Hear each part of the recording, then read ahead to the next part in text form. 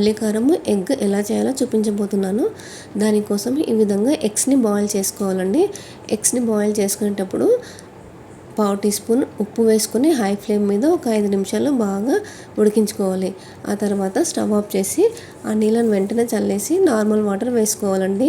Normal water వేసుకున్నాక అదే వేడి మీద మనము పొట్టు తీసేసుకోవాలి. ఆ విధంగా తీసేసుకున్నట్లయితే ఎగ్స్ అనేటివి నీట్గా వస్తాయి. లేదు కొద్దిగా నిదానంగా ఆగి తీసుకున్నట్లయితే అస్సలు నీట్గా రావండి, కట్ చేసినట్టుగా వస్తుంది. ఈ విధంగా పొట్టు తీసుకున్న తర్వాత చాకుతో ఈ విధంగా మధ్యలో కట్ చేసి పెట్టుకోవాలి. తర్వాత కర్రీ చేసుకోవడానికి ఈ విధంగా పెద్దగా ఉండే 2 ఆనియన్స్ తీసుకోవాలండి. ఒకవేళ ఎగ్స్ ఎక్కువగా ఉన్నట్లయితే ఎక్కువ ఆనియన్స్ తీసుకోవాలి. ఇప్పుడు వీటిని చిన్న చిన్న ముక్కలుగా కట్ చేసి పెట్టుకోవాలి. ఇప్పుడు స్టవ్ ఆన్ చేసి కడాయి పెట్టుకోవాలండి. అది వేడయ్యాక సాంబార్ స్పూన్తో 2.5 స్పూన్ల ఆయిల్ వేసుకోవాలి. ఆయిల్ వేడయ్యాక మనం కట్ చేసి పెట్టుకున్న ఆనియన్స్ మొత్తం వేసుకోవాలి.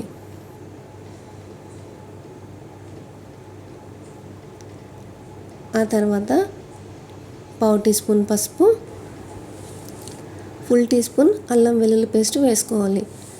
ఆనియన్స్ తొందరగా మగ్గడానికి రుచికి సరిపడా ఉప్పు వేసుకొని మొత్తం ఒకసారి కలిపేసుకొని నిదానంగా 2-3 నిమిషాలు లో ఫ్లేమ్లో ఆనియన్స్ ఉడకనివ్వాలండి. తర్వాత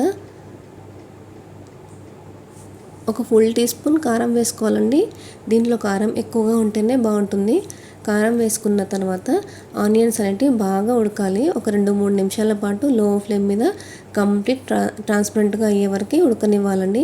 ఈ విధంగా ఉడికితే టేస్ట్ బాగుంటుంది. లేదు కొద్దిగా తొందరగా ఎగ్స్ వేసుకున్నట్లయితే అస్సలు బాగుండదండి. మనం తింటూ ఉంటే ఆనియన్ స్మెల్ వస్తుంది. ఇదే టైంలో మనం వేసుకోవాల్సిన మసాలాలు మొత్తం వేసుకోవాలి. 1/2 టీ స్పూన్ ధనియాల పొడి, 1/2 టీ స్పూన్ గరం మసాలా వేసుకోవాలి. వేసుకున్న తర్వాత మొత్తం కలిపేసుకోవాలి. ఎగ్స్ వేసుకున్న తర్వాత అస్సలు కలపకూడదండి. ఇప్పుడు మసాలాలు వేసుకున్న తర్వాత ఒకసారి కలిపేసుకొని మనం కట్ చేసుకున్న ఎగ్స్ అన్నిటినీ ఈ విధంగా పెట్టుకోవాలి.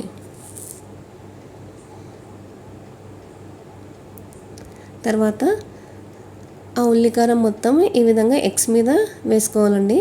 ఈ విధంగా వేసుకున్నట్లయితే ఎగ్స్ అనేటివి ఆ వేడికి కొంచెం సాఫ్ట్గా అవుతాయి. తింటూ ఉంటే టేస్టీగా కూడా ఉంటుంది. లేకుంటే అవి రబ్బర్ లాగా అనిపిస్తాయండి. ఈ విధంగా వేసుకున్నాక 1 నిమిషం అలా వదిలేసుకోవాలి. ఆ తర్వాత నిదానంగా వాటిని తిప్పేసుకోవాలి. తిప్పేసుకున్న తర్వాత కూడా 1 నిమిషం ఉడకనివ్వాలి. ఈ విధంగా చేయడం వల్ల ఉప్పు కారం అనేది కొద్దిగా ఎగ్స్లోకి వెళ్ళి టేస్ట్ బాగుంటుంది. చివరగా కొత్తిమీర వేసుకొని స్టవ్ ఆఫ్ చేసుకొని సర్వ్ చేసుకోవాలండి. ఎంతో టేస్టీగా ఉండే ఉల్లికారం ఎగ్ రెడీ అయిపోయింది.